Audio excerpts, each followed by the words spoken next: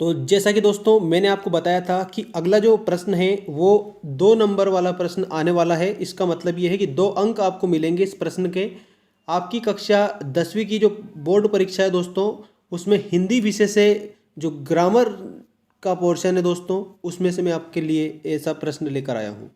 तो आप देख सकते हैं, मैं आपको आज बताऊंगा विभाव और अनुभाव में अंतर, जो डेफिनेटली पूछे जाने की पूरी पूरी संभावना है दोस्तों। और अंतर बिल्कुल एक से लेकर के, तो मैं बता दूं कि इसके 3 प्रश्न आपको देखने को मिलेंगे आपकी वार्षिक परीक्षा में। तो अच्छे से आप कंप्लीट करिए दोस्तों। और आपकी जानकारी के लिए एक बात और मैं बता दूं, जैसे अगर आप गूगल पर अनस्टॉपेबल फ्लो ऑफ नॉलेज, जो ये मैंने बॉक्स बनाया है, इसमें अगर ये जो लिखा है ना अनस्टॉपेबल फ्लो ऑफ नॉलेज, अगर आप ये गूगल पर सर्च करते हैं तो आपको हमारी वेबसाइट मिल जाएगी दोस्तों। वहाँ पर जाकर आप इसका पूरा जो लिखित में नोट्स है ये प्राप्त कर सकते हैं दोस्तों। आप देख सकते हैं, मैं आपको लाइव बता रहा हूँ दोस्तों वहीं से। अनस्टॉपेबल फ्लो ऑफ नॉलेज हमारी वेबसाइट का नाम है दोस्तों, ये आपको गूगल पर मिल जाएगी और आप अच्छे से पूरा नोट्स से डायरेक्टली भी नोट कर सकते हैं यदि आपको नोट्स चाहिए तो। और कमेंट करके ज़रूर बताइए दोस्तों। चलिए हम बात करते हैं विभाव और अनुभाव में निम्नलिखित अंतर है। सर्वप्रथम आपको ध्यान देना है विभाव। विभाव क्या है, ठीक? तो आपको यहाँ पर लिखना है कि स्थायी भाव की उत्पत्ति के कारणों को विभाव कहते हैं।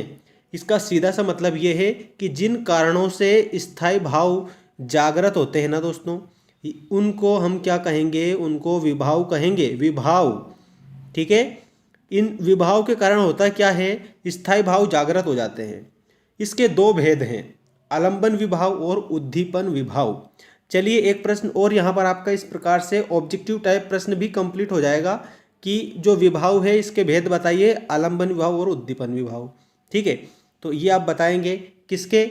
विभाव के भेद। अगर पूछे कितने भेद हैं तो आप बताएंगे 2 भेद हैं। ठीक है, सर्वप्रथम आपको पहला पॉइंट इस प्रकार से लिख देना है पूरा का पूरा कि स्थायी भाव की उत्पत्ति के कारणों को विभाव कहते हैं। इसके 2 भेद है, आलंबन विभाव और उद्दीपन विभाव। इसके बाद आप लिखेंगे अनुभाव। अनुभाव क्या है इसको आपको बताना है और अंतर आपका कंप्लीट होगा। स्थायी भाव के जागृत होने के बाद, मतलब जैसे स्थायी भाव जागृत हो जाता है, ठीक है, तो उसके बाद में जो आश्रय, आश्रय मतलब कि वो व्यक्ति, ठीक है, जिसके मन में स्थायी भाव जाग गया है, ठीक है, उसको आश्रय बोला जाता है। तो उसकी शारीरिक और मानसिक जो चेष्टा होती है, ठीक है, शारीरिक और मानसिक जो चेष्टा होती है उसको अनुभाव कहते हैं। देखो यहाँ पर ध्यान देने बात ये है दोस्तों कि अनुभाव में क्या होता है? स्थायी भाव के जागृत होने के बाद आश्रय की बाहरी शारीरिक मानसिक चेष्टाएं उत्पन्न होती है। ठीक है, अब मैं आपको बताऊंगा कि कौन सी, जैसे मान लीजिए अगर किसी को डर लग रहा है, ठीक है, अगर मान लीजिए किसी को डर लग रहा है, जैसे भय उत्पन्न होने पर कांपना या पसीना आना आदि, ये क्या है? ये आपका अनुभाव है। क्या है? अनुभाव। तो आपको इस प्रकार से अंतर पूरा लिख देना है। तो देखो जैसे मैंने आपको बता दिया है, विभाव और अनुभाव में निम्नलिखित अंतर है।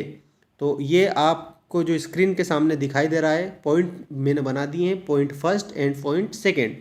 इन दोनों पॉइंट को आप ऐसा का ऐसा ही लिख देंगे तो आपको पूरे 2 नंबर मिल जाएंगे दोस्तों। ठीक है, आप इस बात को बिल्कुल जरा जरा सी छोटी बात ना समझे। बहुत कमेंट करके कहते हैं कि 2 अंक का एक ही प्रश्न बताया आपने, कि बूंद बूंद करके घड़ा भरता है और करत करत अभ्यास के जड़मति होत सुजान, रस्सी आवत जाते सिल पर परत निशान।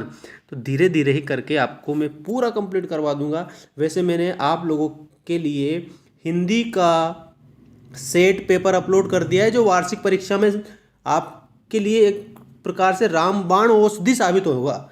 और एक सेट ए और एक सेट बी हिंदी का अपलोड कर दिया है। ऐसे ही मैंने संस्कृत का अपलोड कर दिया है, सेट ए और सेट बी। और उत्तर भी बताएं दोस्तों, ठीक है, उत्तर भी बताएं, सभी के उत्तर बताएं, हिंदी के भी उत्तर बताएं, संस्कृत के भी उत्तर बताएं। उसके लिए मैंने 2 वीडियो बनाकर आपको बताया है। ठीक है, एक तो शॉर्ट वाला वीडियो बना दिया था मैंने, स्टोरी में भी बता दिया। स्टोरी में जाइए, स्टोरी देखिए, क्लिक करिए, चारों के चारों वीडियो मिल जाएंगे आपको। ठीक है, तो कहने का मतलब ये है कि अच्छे से आप अच्छे से इसको कंप्लीट करिए। मिलते हैं दोस्तों नेक्स्ट वीडियो में। धन्यवाद।